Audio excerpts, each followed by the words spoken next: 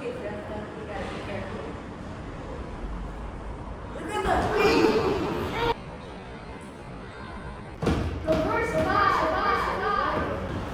use study step. It ensures a safe trip for walking. Hello, my name is Professor Vian, and as we have saw right now, a person who is an elderly has fallen and gotten seriously injured. This shows that falling is a very big problem. 40% of the elderly are mostly injured because of falling, and 20% of them have to get surgery to recover. That's why we have made this project called the Steady Step. This can be tied around your shoe and can detect anything in front of you that will be able to trip you.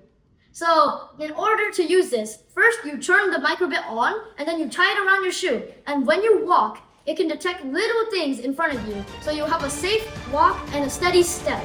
Thank you. Good morning, ladies and gentlemen. Elderly falls are a significant public health issue, contributing to a variety of injuries and increased mortality rates. Here are some key statistics. Approximately 28 to 35% of older adults aged 65 and older experience falls annually. Falls account for about 87% of all injuries among older adults, leading to fractures, head injuries, and reduced quality of life.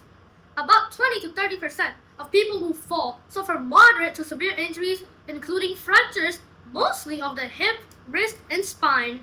Falls are a leading cause of traumatic brain injuries in older adults.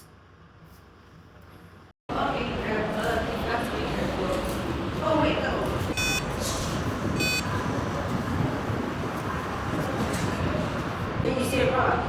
Okay, let's pass through it. The